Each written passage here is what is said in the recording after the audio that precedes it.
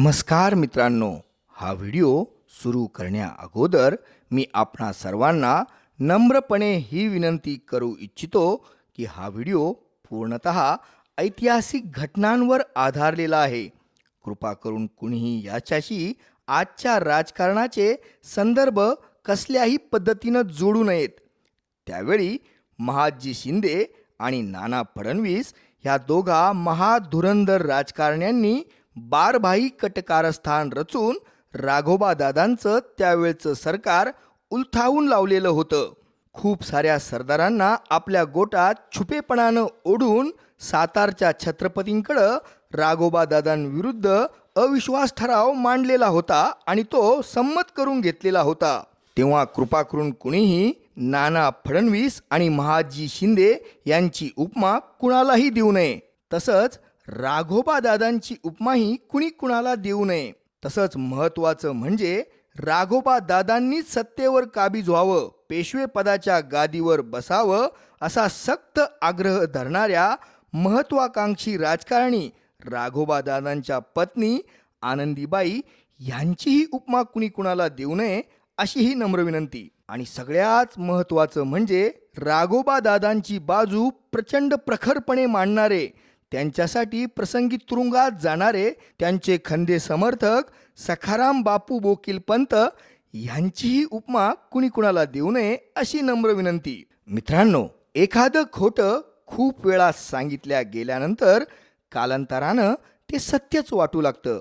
महाराष्ट्राच्या दुर्दैवानं इंग्रजी इतिहासकारांनी आणि त्यानंतर इंग्रजाळलेल्या डाव्या विचारसरणीच्या बिंडोक भारतीय इतिहासकारांनी तसंच काँग्रेसी इतिहासकारांनी सर्व भारताला असं सांगण्याचा उद्योग गेली कित्येक दशकं चालवलेला आहे की इंग्रजांनी भारताचा ताबा हा मुघलांकडून मिळवला होता. पण सत्य हे आहे मित्रांनो की त्या अगोदर जवळपास सगळ्या भारतावर 100 वर्षांपेक्षाही जास्त काळ मराठ्यांचाच प्रत्यक्ष ताबा होता. इंग्रजांनी भारत मराठ्यांकडूनच घेतला होता, हे एक ऐतिहासिक सत्य आहे. बंगालची लढाई, प्लासीची लढाई, गव्हर्नर रॉबर्ट क्लाईव्हचा पराक्रम इतक्या फार चवीनं सांगितला जातो की आपल्याला वाटतं इंग्रज किती हुशार. पण मित्रांनो, त्या अगोदर बंगाल आणि ओरिसा प्रांतावर पूर्णतः नागपूरकर भोसल्यांचंच वर्चस्व होतं. हा इतिहास मात्र जाणीवपूर्वक दडपला जातो. मराठ्यांनीच त्यांच्या आपापसातल्या राजकारणापोटी बंगाल ओरिसावर संपूर्ण वर्चस्व ठेवून असणाऱ्या नागपूरकर भोसलेंचे पंख जाणीवपूर्वक छाटले होते आणि इंग्रजांना छुपी मदत केली होती, हे मात्र कुणीही सांगत नाही. मराठ्यांच्या संमतीशिवाय इंग्रजांना बंगालवर ताबा मिळणं शक्यच नव्हतं. 18व्या शतकात मराठ्यांनी आपापसातल्या राजकारणापायी, सत्तेच्या साठमारीपायी स्वतःच्या पायांवरच कुऱ्हाडी मारून घेतल्या होत्या आणि दुर्दैवानं भारत इंग्रजांच्या हवाली करण्यात फार मोठा हातभार लावला होता, हेही दुर्दैवानं मराठ्यांना आजसुद्धा माहीत नाही. पण मित्रांनो, मराठ्यांचं वर्चस्व संपूर्ण भारतावर निर्विवादपणे एक हाती 100 वर्षांपेक्षाही जास्त काळ होतं, हे ऐतिहासिक तथ्य मान्य करणं आजही उत्तरेच्या डाव्या विचारसरणीच्या आणि काँग्रेसी इतिहासकारांना फार फार जड जातं आणि हे सत्य लपवण्याचा जाणीवपूर्वक प्रयत्न केला जातो. महाराष्ट्राबद्दलचा हा अकस उत्तरेच्या इतक्या खोलवर रुजलेला आहे की देशाचे महान पंतप्रधान पंडित जवाहरलाल नेहरू यांनी आपल्या डिस्कव्हरी ऑफ इंडिया नावाच्या एका कुचकामी आणि फालतू पुस्तकात शिवरायांबद्दल असं लिहिलं आहे की शिवाजी हा मिसगायडेड पॅट्रियॉट म्हणजे रस्ता भटकलेला देशभक्त होता असं म्हणून दुस्साहस केलं आहे. धर्मरक्षण करणाऱ्या महान महापराक्रमी मराठी सरदारांना तिकडं लुटारू त्यांनी म्हटलं आहे आणि या उलट मात्र क्रूर हरामखोर औरंगजेबाची आणि ढोंगी अकबराची नको इतकी चाटलेली आहे. आणि आजही मित्रांनो, लिब्रांडू ही नेहरूंची, औरंगजेबाची, अकबराची, मुघलांची आरती एकसारखी ओवाळत असतात.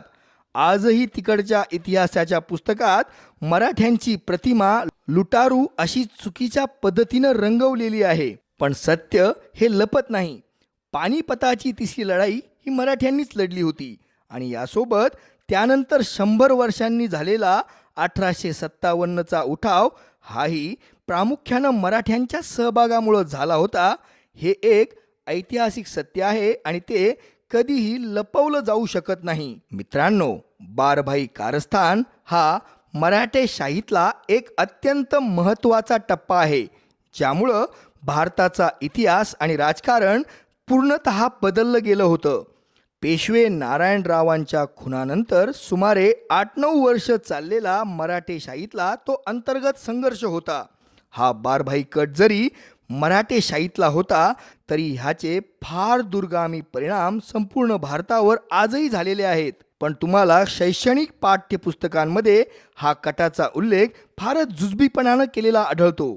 आता बारभाई कारस्थान सांगण्या अगोदर मी तुम्हाला या कारस्थानाची पार्श्वभूमी समजावून सांगतो.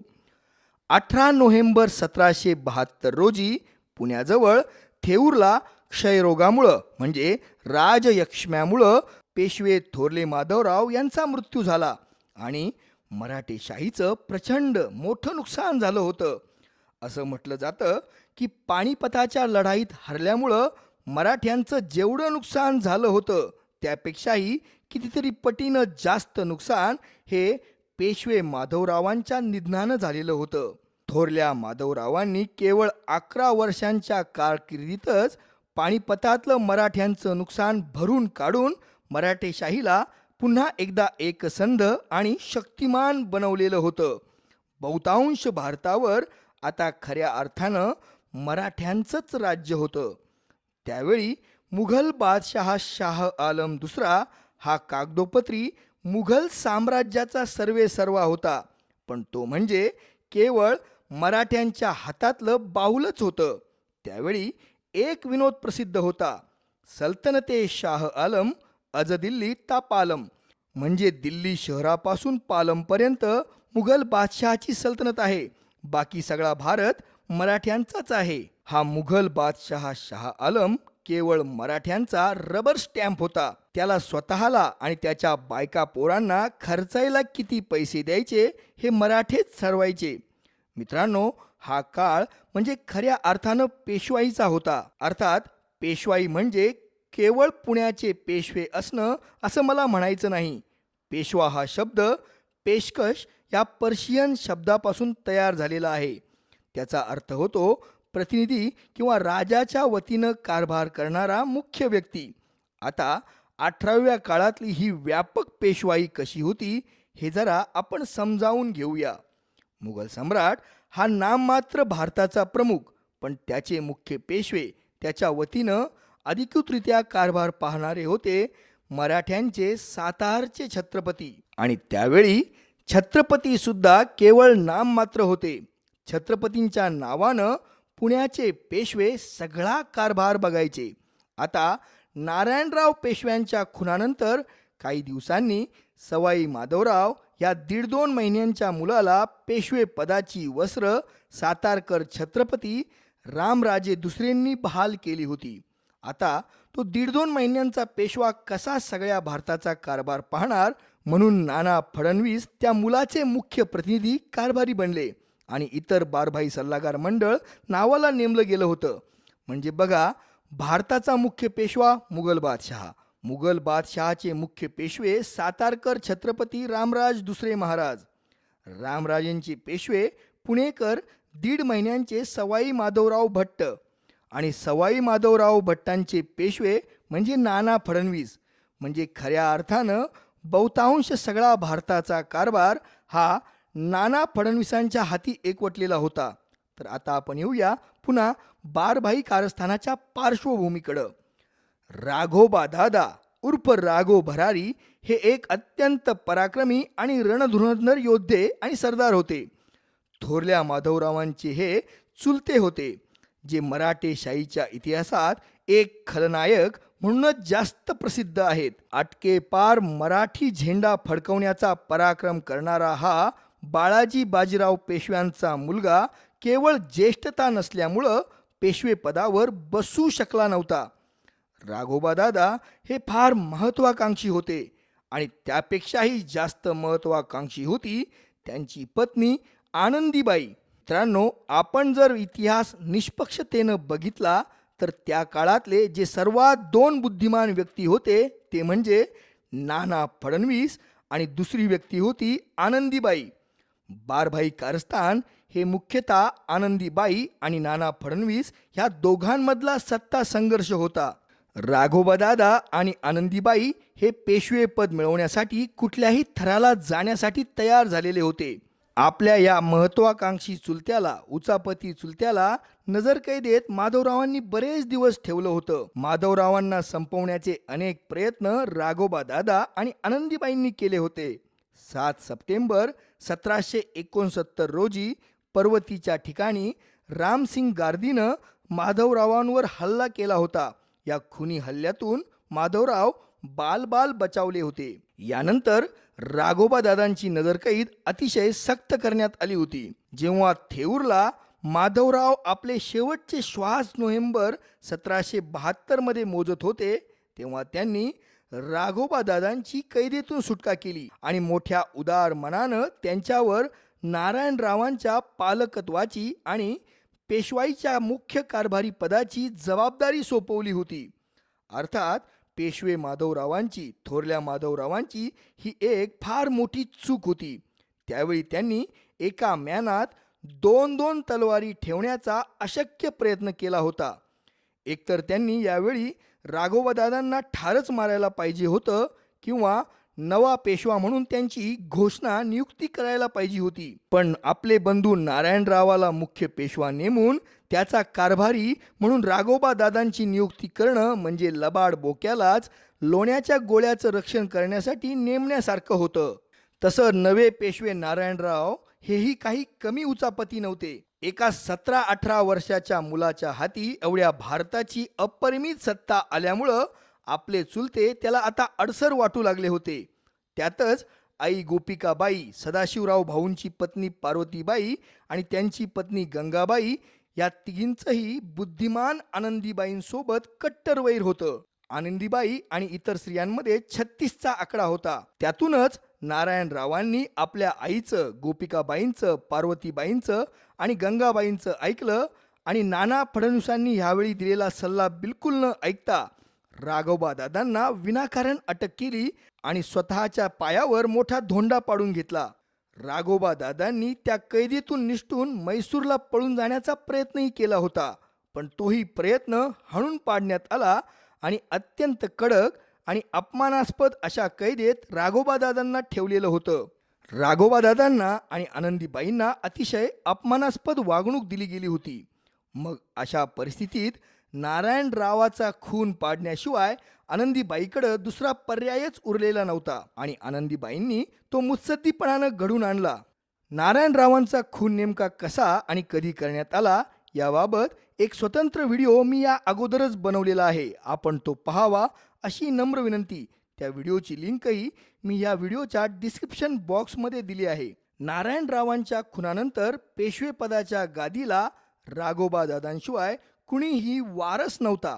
30 ऑगस्ट 1773 रोजी नारायणराव पेशव्यांचा खून झाला होता आणि तो राघोबादादांनी अगदी सहज पचवला सुद्धा असता. एवढंच नव्हे तर सातारकर छत्रपतींनी सुद्धा राघोबादादांना पेशवेपदाची वस्त्र बहाल केलेली होती.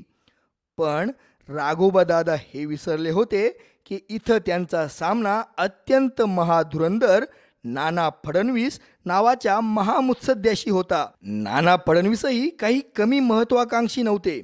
फक्त ते आपल्या महत्वाकांक्षा बोलून दाखवत नव्हते. राघोबादादांचे कारभारी सखाराम बाप्पू बोकील आणि मोरोबा फडणवीस हे त्यांचे चुलत बंधू यांच्याशीही नाना फडणवीसांचा 36चा आकडा होता.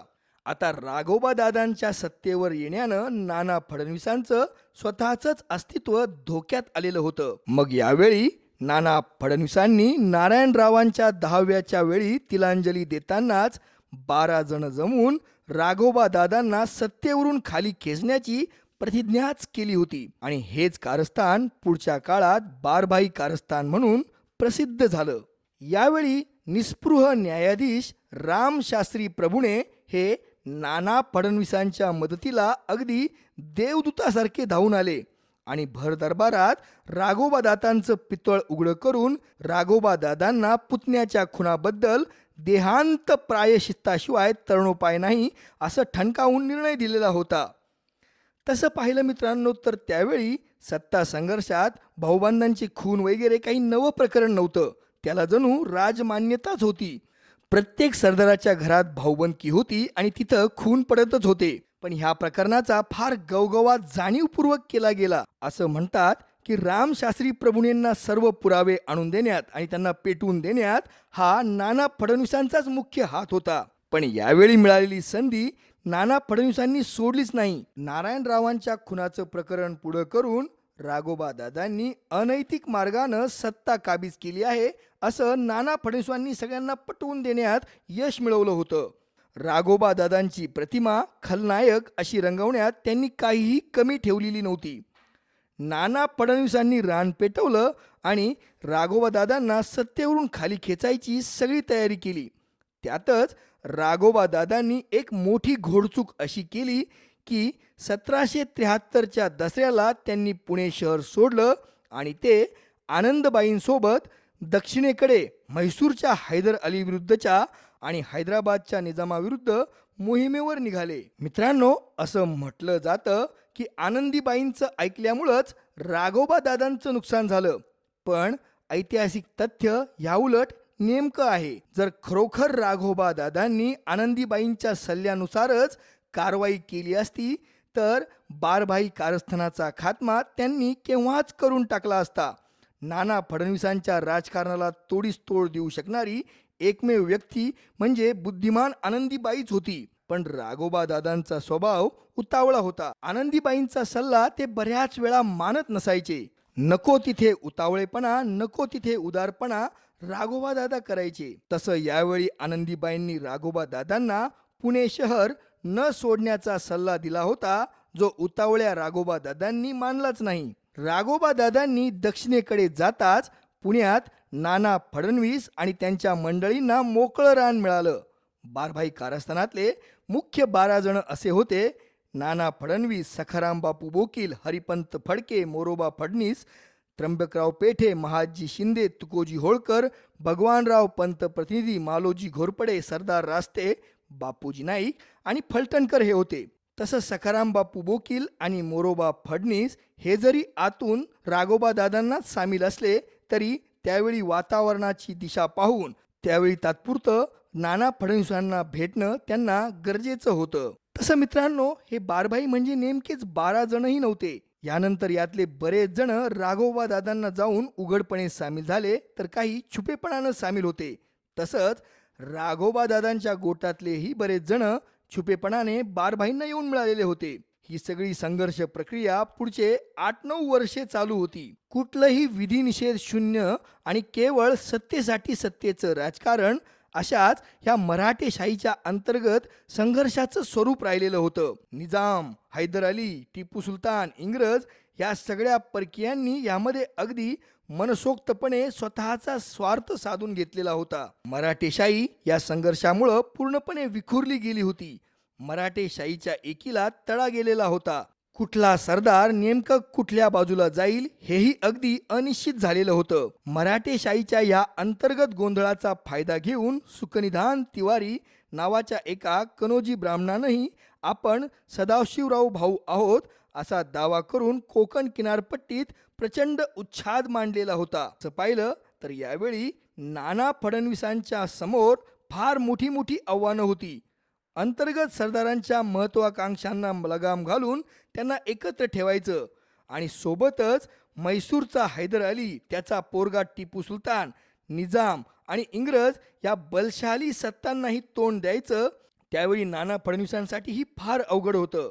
पण नाना फडणवीसांनी अगदी शांतपणे या सगळ्यांवर मात करीत आपलं राजकारण पुढं रेटलेलं होतं. ज्यावेळी राघोबा दादा दक्षिणेला मोहिमेकडे गेले होते तेव्हा सगळे कारभारी पुण्यात एकत्र आले आणि राघोबा दादाची सत्ता उलथावून द्यायची असं ठरवलं गेलं. नारायणराव पेशव्यांची पत्नी गंगाबाई ही त्यावेळी सती जाणार होती. पण सतीचा शाप जर आपल्याला लागला तर आपला सर्वनाश होईल असं आनंदीबाईंना वाटलं होतं. म्हणून आनंदीबाईंनी गंगाबाईला सती जाऊ नये म्हणून एका खोलीत कोंडून ठेवलेलं होतं. पण नंतर पुढं काही दिवसांनी जेव्हा आनंदीबाईंना हे कळालं की गंगाबाई आता गर्भवती आहे, तेव्हा मात्र आनंदीबाईंनी तिचा गर्भपात व्हावा यासाठी खूप औषधं दिली, पण त्याचा काहीही परिणाम झाला नाही. मग आनंदीबाईंनी दक्षिणेवर मोहिमेवर असतानाच पुण्यात गंगाबाईला ठार मारण्यासाठी मारेकरी पाठवले होते. पण नाना फडणवीसांच्या सजगतेमुळं आनंदीबाईचा तो डाव हाणून पाडण्यात आला. आनंदीबाई जर ह्यावेळेस पुण्यात असती तर तिनं गंगाबाईला नक्कीच ठार मारलं असतं. मराठेशाहीत वारसा हक्कातून दुफळी माजली आहे हे हैदराबादच्या चतुर निजामानं आणि मैसूरच्या हैदर अलीनं आणि त्याच्या उचापती कार्ट्यानं टिपू सुलताननं ओळखलं. या संधीचा फायदा घेण्यासाठी दक्षिणेकडच्या मराठी प्रदेशाचे मोठे मोठे लचके तोडायला सुरुवात केली. त्यावेळी या दोघांना आळा घालणं तसंही गरजेचंच होतं. तेव्हा जर आपण दक्षिणेत फार मोठा विजय मिळवला तर आपल्याला नारायणरावाच्या खुनाचं प्रकरण सहज पचवता येईल असा उलटा विचार उतावळ्या राघोबादादांनी केला होता. आणि त्यासाठीच 1773च्या दसऱ्याला राघोबादादांनी दक्षिणेकडे प्रयाण केलं होतं. यावेळी नागपूरकर भोसलेंमध्ये जानोजी भोसलेंच्या मृत्यूनंतर साबाजी आणि मुधोजींमध्ये वारसा हक्काची लढाई सुरू होती. यावेळी बारबाईंनी आपला पाठिंबा साबाजींना दिला आणि निजामानंही त्याला दुजोरा दिला, तर राघोबादादांनी मात्र मुधोजींची बाजू घेतली. ज्यावेळी राघोबादादा नोव्हेंबर 1773 दक्षिणेकडे गेले होते तेव्हा पुण्यात बारभाई कारस्थान चांगलंच रटरटून शिजलेलं होतं. बारभाईंचे मुख्य कारभारी हे नाना फडणवीस होते आणि सेनापती पदावर त्र्यंबक हरिपेटे होते आणि बारभाईंची मुख्य शक्ती होळकर आणि शिंदे हेच होते. तिकडं दक्षिणेत गेलेल्या राघोबादादांना लढाईचा फारसा प्रसंग आलाच नाही. लबाड निजामानं राघोबादादांची सासूतपणे भेट घेऊन मैत्रीचा आवाहनला आणि भोळसट राघोबादादांनीही त्याला आपलं मित्र मानलं, तडजोड केली आणि युद्ध टाळलं. आता मैसूरच्या हैदर अलीची पाळी होती आणि यानंतर जेव्हा राघोबादादा कर्नाटकात बेल्लारीपर्यंत पोहोचले तेव्हा त्यांचा पूर्वीपासूनचा मित्र असणाऱ्या हैदर अलीनं राघोबादादांसोबत तह करायचं ठरवलं. हैदर अलीनं राघोबादादांना 6 लाख रुपयांचा रोख वैयक्तिक नजराणा म्हणून तातडीनं पाठवला. तसंच दरवर्षी आपण 6 लाख रुपये देऊ असंही कबूल केलं. म्हणजे अर्थात दोनही ठिकाणी राघोबादादांना खऱ्या युद्धाचा प्रसंग आलाच नाही. पण जशी राघोबादादांची पाठ पुण्याकडून वळली होती तसं बारभाई मंडळानं पुण्यात आपलाच स्वतंत्र कारभार सुरू केला होता. गंगाबाईला होणाऱ्या मुलाला किंवा गंगाबाईनं दत्तक घेतलेल्या कुणालाही पेशवे पदावर बसवून सगळा कारभार बारभाईंनीच करायचा असं नाना फडणवीसांनी ठरवलेलं होतं. राघोबादादास मराठेशाहीचा शत्रू घोषित करायचं ठरलं होतं. मग आपल्याकडं पुरेसं बहुमत आहे याची खात्री करून बारभाईंनी सातारकर छत्रपती रामराजे दुसरे यांच्याकडं राघोबादादांना पेशवे पदावरून हाकलून देण्यात यावं असा अर्ज सादर केला. अर्थात सातारचे छत्रपती रामराजे दुसरे हे काही पेशव्यांच्या शब्दाच्या बाहेर नव्हते. त्याबाबत मी एक स्वतंत्र व्हिडिओ पुन्हा एकदा करीन. पुण्यात आपल्या विरुद्ध वातावरण पेटलंय हे त्यांना लक्षात आलं आणि पुणे शहर ताब्यात घेण्यासाठी राघोबादादा उत्तरेकडे पुन्हा येऊ लागले. मधल्या काळात फेब्रुवारी 1774ला छत्रपती रामराजे दुसऱ्यांनी राघोबादादांना पेशवे पदावरून हटवलं आणि बारभाई मंडळाला अधिकृत मान्यता दिली. अर्थात रामराजे दुसरे हे पूर्णतः पुणेकर पेशव्यांच्या पर्यायानं नाना फडणवीसांच्या मतानुसारच चालत होते.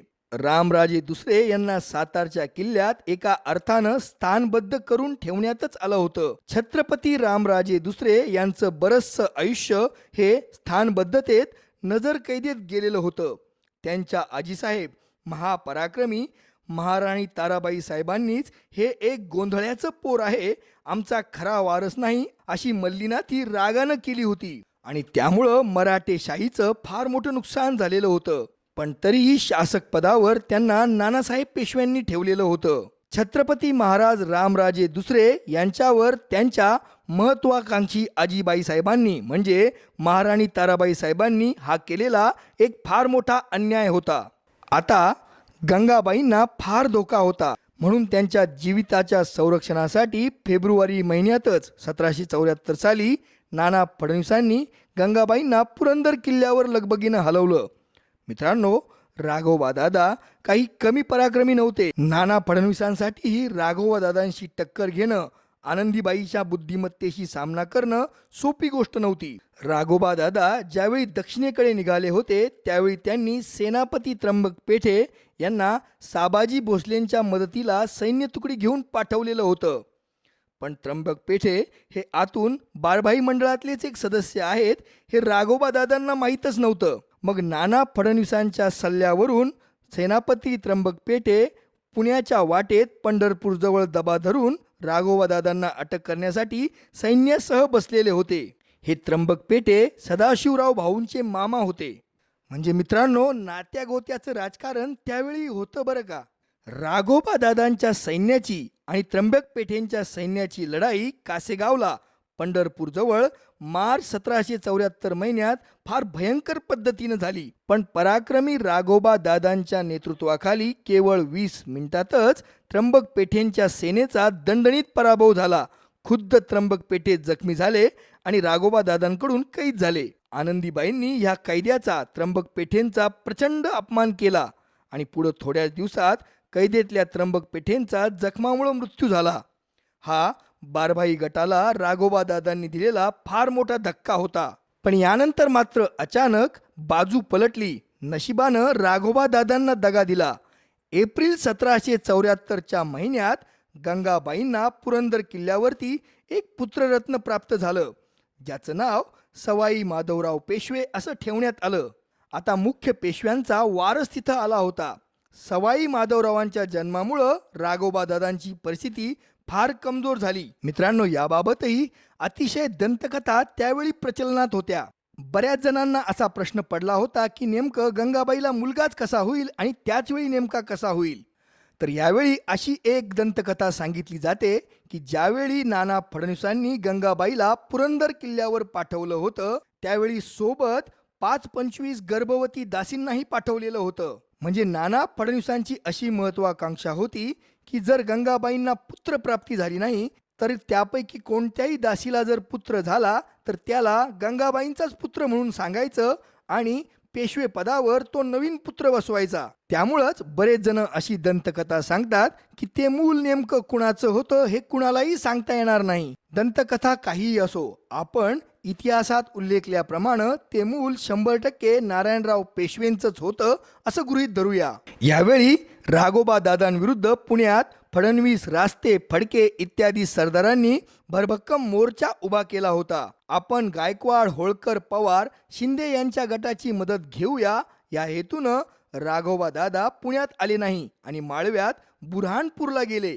ज्यावेळी हे छोटं मूल म्हणजे सवाई माधवराव 40 दिवसांचं झालं तेव्हा रामराजेंकडून या 1.5 महिन्याच्या बाळाला संपूर्ण मराठी सल्तनतीचा पेशवा म्हणून घोषित करण्यात आलं.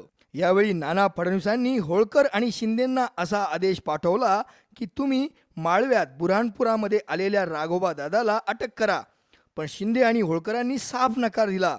त्यांनी असं उत्तर दिलं की आम्ही राघोबा दादांच्या नेतृत्वाखाली अनेक लढाया केल्या आहेत. उत्तरेत पार अटके पार झेंडा आम्ही राघोबा दादांच्या नेतृत्वाखालीच फडकवला आहे. राघोबा दादांना आम्ही अटक करणं म्हणजे स्वामीद्रोह केल्यासारखं होईल. असा गुन्हा आमच्याकडून होणार नाही. पण याचवेळी त्यांनी राघोबा दादांना कुठलीही लष्करी मदत सुद्धा केली नाही. मग नाना फडणवीसांनी होळकर आणि शिंदेंना तुम्ही तटस्थ राहा असा आदेश दिला. नाना फडणवीसांनी हरिपंत फडके आपल्या या सेनापतींच्या नेतृत्वाखाली एक फार मोठी फौज राघोबा दादांचा निपात करण्यासाठी माळव्यात पाठवली. मग घाबरलेल्या राघोबा दादांनी बडोद्याचे गोविंदराव गायकवाड आणि इंग्रजांशी हातमिळवणी केली. यावेळी त्यांची पत्नी आनंदीबाई गर्भवती होती. तिला धारच्या किल्ल्यात धारच्या पवारांच्या आश्रयाखाली ठेवून स्वतः सुरतकर इंग्रजांच्या आश्रयाला पळाले. मित्रांनो, इतिहासातल्या धारच्या पवारांचे संदर्भही आजच्या राजकारणाला कुणीही लावू नये ही नम्र विनंती. यावेळी बडोद्याच्या गादीवर फतेसिंग गायकवाड होते. तेही मराठेशाहीचेच पाईक असल्यामुळं त्यांच्याही घरात भाऊबंदकी खूप होती. गोविंदराव आणि फतेसिंग या दोघांमध्ये सत्ता संघर्ष चालू होता. गोविंदराव राघोबा दादांना जाऊन मिळाले. नाना फडणवीसांचे वैरी आणि नाना फडणवीसांचे चुलत बंधू मोरोबा फडणवीस बारामतीकर, बाबाजी नाईक आणि बजाबा पुरंदरे या तिघांनी गुप्तपणे राघोबादादांशी संधान केलं. आनंदीबाईंनी असा कट आखला होता की गंगाबाई आणि सवाई माधवराव यांना चुपचाप कैद करायचं. अचानक पुण्यावर छापा घालून सवाई माधवराव, गंगाबाई आणि पुणे शहर ताब्यात घ्यायचं अशी त्यांची योजना होती. पण नाना फडणवीसांचे गुप्तहेर फार सजग होते. नाना फडणवीसांनी गुप्तहेरांच्या मदतीनं ही योजना हाणून पाडली. मित्रांनो, जर आनंदीबाईंच्या समोर नाना फडणवीसाऐवजी दुसरी कुठलीही व्यक्ती असती तर आनंदीबाईंनी 100% सत्तेचा ताबा घेतलाच असता. कारण ती एक महाभयंकर मुत्सद्दी आणि राजकारणी स्त्री होती. यानंतर आनंदीबाईंनी खुद्द नाना फडणवीसांना अटक करण्यासाठी अनेक कटकारस्थानं रचली होती. अनेक जणांना आपल्या बाजूनं वळवलं होतं. पण प्रत्येक वेळी नाना फडणवीस आपल्या चतुराईच्या जोरावर त्यातून बालबाल बचावले. या कटांमध्ये सामील असलेल्या फितुरांना कैद करण्यात आलं होतं. यासोबतच पेशवा नारायणरावांच्या खुनाच्या कटात सहभागी असणाऱ्यांना बहुतांश लोकांना पकडण्यात येऊन वेगवेगळ्या शिक्षा करण्यात आल्या. यातले काही जण म्हैसूरच्या हैदर अलीकडे पळाले होते, काही जण मुधोजी भोसलेंकडे गेले होते, काही जण माळव्यात पळाले होते. पण नाना फडणवीसांनी शोधून शोधून त्यांना ठेचलं. पवारांच्या धारच्या किल्ल्यातच आश्रयाला असणाऱ्या आनंदीबाईंना 7 जानेवारी 1775ला एक मुलगा झाला, ज्याचं नाव बाजीराव दुसरे असं ठेवण्यात आलं होतं. या अगोदरही राघोबादादांनी अमृतराव नावाचा एक मुलगा दत्तक घेतलेला होता. पण आता हा दुसरा बाजीराव त्यांचा स्वतःचाच मुलगा होता. हरिपंत फडकेंची मोठी मराठी फौज राघोबादादांच्या मागावर होती. याशिवाय शिंदे होळकरांनी त्यांच्याशी सहकार्य करण्याचं नाकारलेलं होतं. म्हणून 7 मार्च 1775 रोजी राघोबादादांनी इंग्रजांशी सहकार्याचा करार केला. राघोबादादांनी इंग्रजांना खूप मोठा मुलूक देण्याचं कबूल केलं होतं. त्या बदल्यात इंग्रज आता राघोबादादाला पुण्याच्या पेशवे पदावर बसायला मदत करतील असं ठरलेलं होतं. सुरतेचा करार म्हणून हा तह ओळखला जातो. पण ह्यावेळी नाना फडणवीसांनी मुत्सद्दीपणानं फत्तेसिंग गायकवाड, होळकर, शिंदे यांना आपल्यासोबत आणून इंग्रजांची आणि राघोबादादांची गोची केलेली होती. आणि मग राघोबादादा आणि इंग्रजांच्या गटामध्ये आणि नाना फडणवीसांच्या गटामध्ये खूप मोठी चकमक सुरू झाली. कोकण, वसई, गुजरात या प्रांतांमध्ये या गोटांच्या फार मोठ्या लढाया झाल्या. यावेळी इंग्रजांना मदत करण्यासाठी बंगालवरून त्यांची फौज येणार होती. पण नाना फडणवीसांनी मध्य भारतातल्या सरदारांशी आणि राजांशी हातमिळवणी करून इंग्रजांची बंगालची फौज मुंबई सुरतेच्या मदतीला येऊ शकणार नाही अशी व्यूहरचना केली होती. त्यामुळं नाना फडणवीसांच्याच गटाची सर्वत्र सरशी झालेली होती. मराठेशाहीच्या या दुफळीचा फायदा घेऊन म्हैसूरचा हैदर अली, टिपू सुलतान हे दोघं बापलेक आणि निजाम आणि हैदराबादचा निजाम हेही आपले प्रांत जास्तीत जास्त वाढवण्याचा प्रयत्न करत होते. तसंच या दुफळीचा फायदा मराठी गटातले सरदारही घेत होते. प्रत्येक गटातला प्रत्येक छोटा मोठा सरदार केवळ स्वतःची वतनदारी आणि फायदाच यावेळी पाहत होता. सरळ बाजू बदलणं किंवा इतरांना आतून मदत करणं या गोष्टीही आता नेहमीच्याच झाल्या होत्या. यावेळी सदाशिवराव भाऊंचा तोतया सुखनिधान तिवारी हाही आंग्रेंच्या मदतीनं फार धुमाकूळ घालून दक्षिण कोकण किनारपट्टीत गोंधळ माजवत होता. थोडक्यात सांगायचं झालं तर बारभाई कारस्थानाच्या या लढाईची व्याप्ती फारच मोठी होती. भारताचा 60-70% भाग या लढाईच्या प्रदेशानं व्यापलेला होता आणि आपल्या मराठी लोकांना याबाबत अजूनही काहीच माहीत नाही. ह्या लढाईत भरीसभर म्हणून राघोबादादांच्या सोबतीला आता कोल्हापूर गादीच्या जिजाबाई दुसऱ्या आणि शिवाजीराजे तिसरे हेही रणांगणात उतरलेले होते. म्हणजे कोल्हापूर आणि सातारा गादीचा वादही यात आता उफाळून आलेला होता. थोडक्यात सांगायचं झालं तर प्रत्येकजण केवळ स्वतःचाच स्वार्थ आता पाहत होता. धर्म, देश, सामान्य जनता, शिवरायांच्या स्वराज्याची उदत्त कल्पना याच्याशी या सरदारांना कुणाला काहीही घेणं देणं उरलेलं नव्हतं. कुणीही मध्यवर्ती अत्यंत सशक्त असा शासनकर्ता न उरल्यामुळं सगळ्याच मांडलिकांचं फावलेलं होतं. पण त्यातल्या त्यात वासरात लंगडी गाय शहाणी या उक्तीनं नाना फडणवीस हे आता भारतातले सर्वात शक्तिशाली राजकारणी या स्थानावर विराजमान होते. पण दुर्दैवाची गोष्ट अशी होती मित्रांनो की हे नाना फडणवीस सुद्धा इतर मराठी सरदारांचेच पंख छाटण्याच्या कामी आघाडीवर होते. बडोदेकर गायकवाड, नागपूरकर भोसले, कोकणातले आंग्रे, धारचे पवार, ग्वाल्हेरचे शिंदे, इंदोरचे होळकर आणि इत्यादी अनेक असे मराठी सरदार यांच्या विस्ताराला आळा घालण्यासाठी प्रसंगी इंग्रज, निजाम आणि हैदर अली यांची मदत नाना फडणवीस बिनादिक्कत घेत होते. म्हणजे परकीयांसाठी स्वकीयांचं नुकसान ही नीती प्रत्येकजण अवलंबत होता. त्यामुळं या संघर्षाला एक विचित्र अशा गोंधळाचं स्वरूप आलेलं होतं आणि एकंदर त्यातून सगळ्या मराठेशाहीचंच खच्चीकरण होत होतं. एकंदर पाहता मराठे कमजोर होत होते आणि इंग्रज, हैदर अली आणि निजाम अधिकाधिक सशक्त होत चाललेले होते. नाना फडणवीसांनी इंग्रजांशी सामोपचाराची बोलणी चालवली होती, पण इंग्रज फार दुटप्पी होते. ते आतून एकमेकांना मिळालेले होते आणि भारतातली इंग्रजांची सुप्रीम काउन्सिल ही बंगालमध्ये होती. सुप्रीम काउन्सिलनं नाना फडणवीसांशी सामोपचाराच्या बोलण्यांना मान्यता दिली, पण आतून मात्र मुंबईकर इंग्रजांना बगावत करण्यासाठी सांगितलं. मग मुंबईकर इंग्रजांनी सांगितलं की आम्ही बंगालच्या इंग्रजांचं बिलकुल ऐकत नाही, आम्ही ती ऑर्डर लाथाडून लावतो. आणि मग मुंबईच्या इंग्रज गव्हर्नरनं मराठेशाही विरुद्ध युद्ध पुकारलं. राघोबा दादाला पुण्याच्या पेशवे पदावर बसवण्यासाठी आम्ही बाध्य आहोत असं सांगितलं.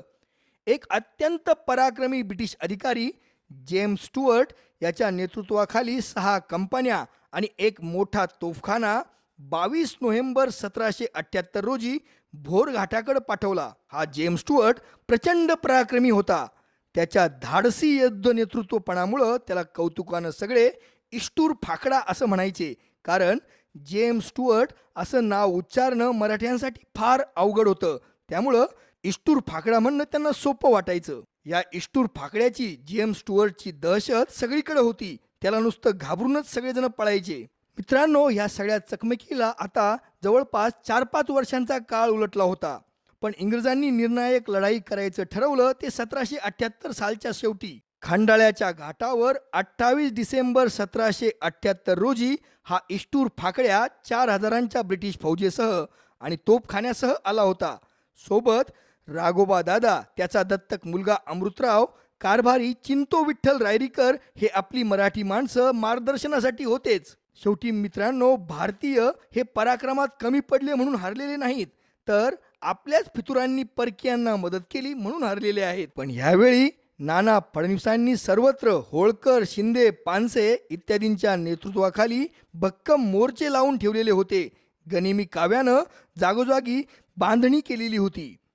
बाळाजी गोविंद बुंदेला या मराठी सरदारानं इंग्रजांच्या बंगालच्या सुप्रीम काउन्सिलकडून येणारी सगळी फौज अडवण्याची मध्य प्रदेशातल्या सागर प्रांतात चांगली कामगिरी केली होती. ह्या बाळाजी गोविंद बुंदेल्यांमुळं कित्येक इंग्रजी सरदार हे मध्य प्रदेशच्या सागर प्रांतातच अडकून मरण पावले आणि नाना फडणवीसांचे गुप्तहेर त्यावेळी भारतभर पसरलेले होते.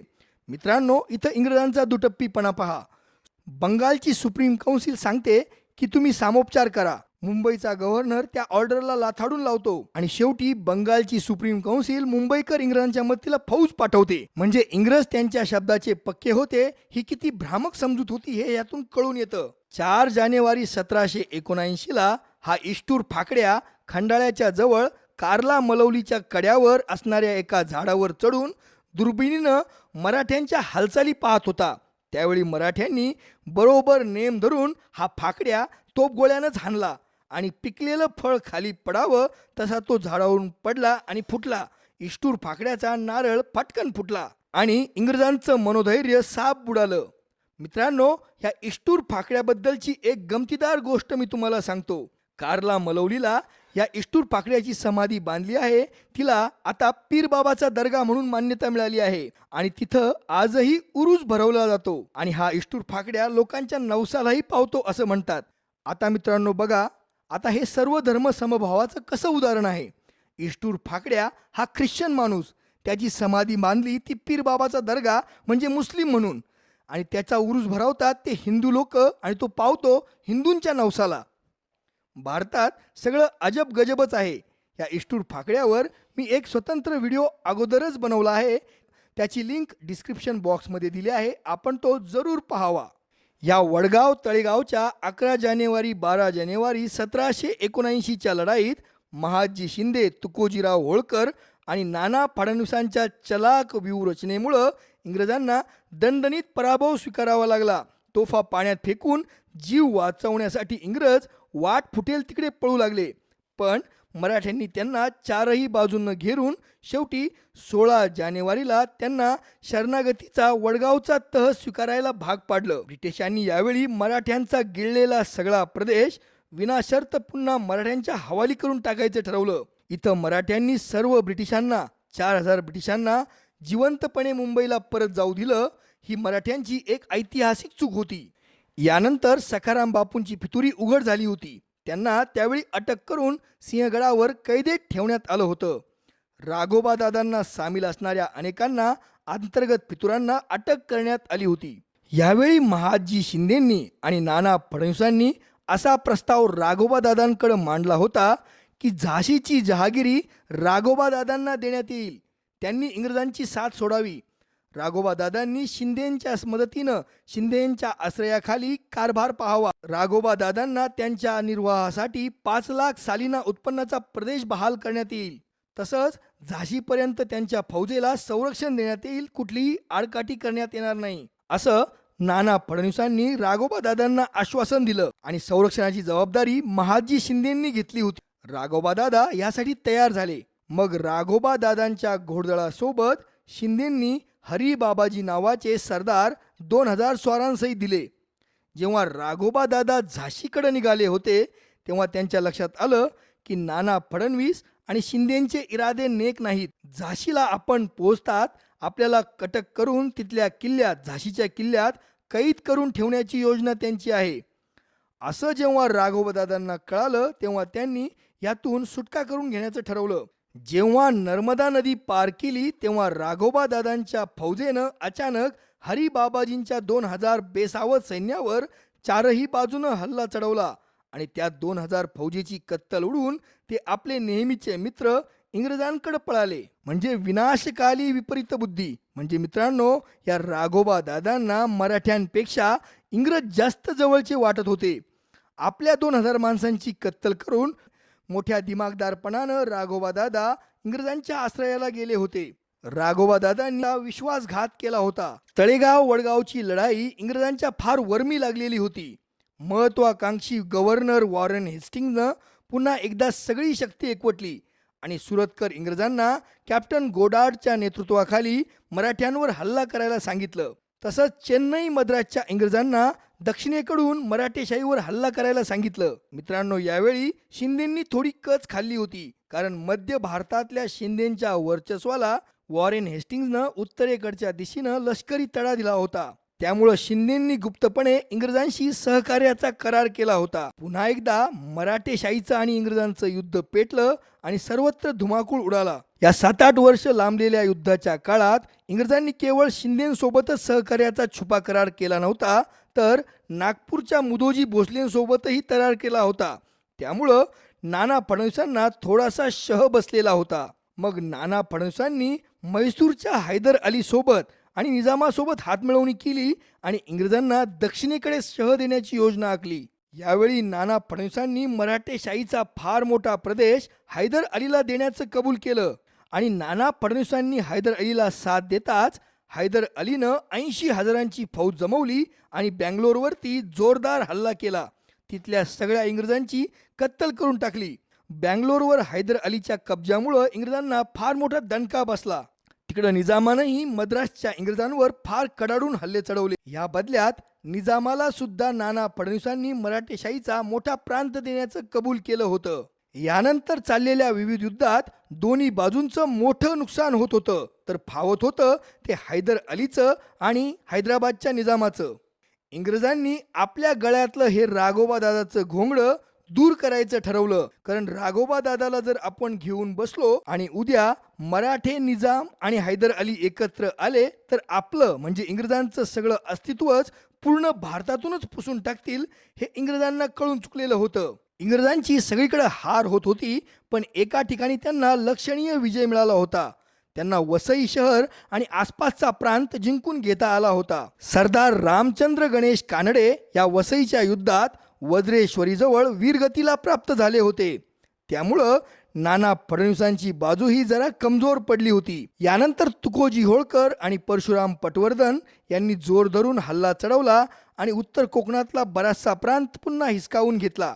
पण 1781 साली महादजी शिंदे आणि नागपूरकर मुधोजी भोसले या दोघांचंही दुर्दैवी निधन झालं होतं. त्यामुळेही नाना फडणवीसांना एक पाऊल माघार घेणं भाग पडलेलं होतं. मित्रांनो, कुठलंही युद्ध हे दीर्घ काळापर्यंत चालवता येत नाही. त्याला कुठेतरी विराम द्यावाच लागतो, कुठेतरी तह करावाच लागतो. कारण युद्धात फार संसाधने, पैसा, मनुष्यबळ खर्ची पडत असतं आणि आर्थिक संसाधनांना मर्यादा असतात. मराठ्यांच्या नादाला लागून इंग्रजांचंही फार मोठं नुकसान दक्षिणेत होत होतं. मग शेवटी इंग्रजांनीही गुडघे टेकले आणि ते मराठ्यांच्या मागं तह करा म्हणून लागले. आणि मग शेवटी नाना फडणवीसांनी सगळ्या परिस्थितीचा विचार करून दीर्घकाळ चाललेल्या युद्धाला थांबवायचं ठरवलं आणि सालबाईचा तह करण्यात आला, जो 17 मे 1782 रोजी पार पडला. सालबाई हे ठिकाण ग्वाल्हेर जिल्ह्यात आहे. या तहानुसार इंग्रजांनी सवाई माधवरावांना पेशवा म्हणून मान्यता दिली आणि राघोबादादांचा अधिकार संपुष्टात आणला. कर्नाटकातल्या हैदर अली विरुद्ध मदत करून त्याचा प्रदेश पुन्हा मराठ्यांना जिंकून द्यायचं कबूल केलं. बडोद शहर हे मात्र इंग्रजांनी स्वतःच्या जवळ ठेवलं. राघोबादादांना नाना फडणवीसांच्या हवाली करण्याचं मान्य केलं. पुरंदरच्या तहानंतर ब्रिटिशांनी मराठ्यांचा जो काही प्रदेश जिंकलेला होता तो सर्व काही परत देण्याचं कबूल केलं. वसई शहर सुद्धा परत द्यायचं कबूल केलं. हा तह म्हणजे खरं तर इंग्रजांचा फार मोठा दारुण पराभव होता. तेच स्वतः मराठ्यांच्या मागं लागून तह करण्यासाठी विनवणीत होते. रघुनाथरावांना म्हणजे राघोबादादांना कोपरगावचे जहागीरदार सरदार संताजीराजे वावळे यांच्या ताब्यात देण्यात आलं. महिन्याला 25,000 रुपये इतकी रक्कम राघोबादादांना तनखा म्हणून देण्याचं नाना फडणवीसांनी कबूल केलं. इंग्रजांसोबत नाना फडणवीसांनी नौदल शांततेचा म्हणजे समुद्रावरच्या शांततेचाही करार केला. मित्रांनो, सालबाईचा तह एक 17 कलमी करार होता. करारांच्या कलमातून आपल्याला हे अगदी स्पष्ट दिसून येतं की हा करार म्हणजे इंग्रजांची दणदणीत हार होती, पराभव होता. कोपरगावला राघोबादादा आपला दत्तक पुत्र अमृतराव आणि खरा पुत्र दुसरा बाजीराव याच्यासोबत आले आणि संताजीराजे वाबळेंच्या देखरेखीखाली स्थानबद्धतेत नजरकैदेत आपला काळ घालवू लागले. कोपरगाव जवळच्या गोदावरी नदीच्या तीरावरल्या हिंगणी ह्या गावी राघोबादादांनी स्वतःच्या भव्य अशा वाड्याचं बांधकामही ऑक्टोबर 1782 साली सुरू केलेलं होतं. पण दुर्दैवानं हा वाडा अर्धवट अशा अवस्थेत असतानाच 11 डिसेंबर 1783 रोजी राघोबादादांचं वयाच्या 49व्या वर्षी कोपरगावला निधन झालं. राघोबादादांचे अंत्यसंस्कार याच हिंगणीच्या अर्धवट वाड्यात हिंगणी वृंदावनला करण्यात आले. राघोबादादांचा मृत्यू ज्यावेळी झाला त्यावेळी आनंदीबाई गर्भवती होत्या. 1784 साली झालेल्या आपल्या मुलाचं नाव त्यांनी चिमाजी दुसरे असं ठेवलं. आपल्या 3ही मुलांसोबत म्हणजे अमृतराव, दुसरे बाजीराव आणि दुसरे चिमाजी यांच्यासोबत आनंदीबाई या पुढचे काही वर्ष म्हणजे साल 1793 पर्यंत कोपरगावलाच राहत होत्या. पण ह्या सर्व काळामध्ये त्यांनी आपल्या मुलांच्या मनामध्ये नाना फडणवीस यांच्याबाबत फार विष कालवलं होतं. एवढंच नव्हे तर नजर कैदेत असतानाही आनंदीबाईंनी नाना फडणवीसांच्या सत्ता पालटीचे प्रयत्न सतत चालू ठेवलेले होते. हैदराबादच्या निजामाशी त्या आतून संपर्क करतच होत्या. तसंच म्हैसूरच्या टिपू सुलतानासोबतही त्या संगनमत करण्याचा प्रयत्न शेवटपर्यंत करत होत्या. पण नाना फडणवीसांनी आनंदीबाईंवर 24 तास नजर ठेवलेली होती. आनंदीबाईंचे सर्व प्रयत्न नाना फडणवीसांनी सतत हाणून पाडलेले होते. यानंतर 1793 साली आनंदीबाईंची प्रकृती बिघडतच गेली. त्यामुळं आनंदीबाईंना कोपरगाववरून नाशिकच्या आनंदवल्ली भागात हलवलं गेलं आणि नाशिकला आनंदवल्लीला असतानाच गोदावरीच्या तीरावर आनंदीबाईंचा 1794 मध्ये एप्रिल महिन्यात मृत्यू झाला होता. पण मित्रांनो, हिंगणी गावचा गोदावरी तटावरचा कोपरगावचा तो राघोबादादाचा भव्य वाडा पुढं कधी बांधून तयार झालाच नाही. अजूनही ते अर्धवट बांधकाम फार देखणं आहे. 250 वर्षानंतरही तसंच्या तसं शाबूत आहे, सुस्थितीत आहे. माझं गाव कोपरगाव जवळच असल्यानं, हिंगणी जवळच असल्यामुळं ह्या हिंगणीच्या अर्धवट राघोबादादांच्या वाड्यामध्ये मी कमीत कमी 20 वेळा गेलेलो आहे. मित्रांनो, बारभाई कारस्थानात नाना फडणवीसांचा जरी विजय झाला असला तरी संपूर्ण मराठेशाहीचा पराभव झाला होता. मराठेशाही या अंतर्गत संघर्षामुळं शिवरायांचं स्वराज्याचं स्वप्न विसरली आणि इंग्रज, निजाम आणि हैदर अली या परकीयांना सशक्त करण्याचं कामच या बारभाई कारस्थानामुळे झालं. इंग्रजांना धडकी भरवणारी सरदार आंग्रेंची आरमारी सत्ता, तसंच नागपूरकर भोसल्यांची बंगाल ओरिसावर असणारं वर्चस्व, शिंदे होळकरांचं मध्य भारत आणि उत्तर भारतावर असणारं वर्चस्व, घोरपडे, पटवर्धन इत्यादी सरदारांचं दक्षिणेकडलं वर्चस्व, या सर्व गोष्टींना या बारभाई कारस्थानामुळं फार मोठा तडा गेला. दुःख ह्याच गोष्टीचं वाटतं मित्रांनो की जर मराठेशाही अंतर्गत संघर्षात विभागली गेली नसती तर इंग्रजांना भारतावर कब्जा करणं कधीही शक्य नसतं. आजही दिल्लीवर मराठ्यांचाच भगवा झेंडा असता. मित्रांनो, अशाच सुंदर सुंदर कहाण्या आणि किस्से ऐकण्यासाठी आपण माझ्या यूट्यूब चॅनलला भेट द्या. आपल्या प्रोत्साहनाची मला गरज आहे. मला प्रोत्साहन देण्यासाठी आपण माझ्या यूट्यूब चॅनलला सबस्क्राईब करा. माझ्या व्हिडिओला लाईक करा, कॉमेंट करा आणि शेअर सुद्धा करा. आपले खूप खूप धन्यवाद.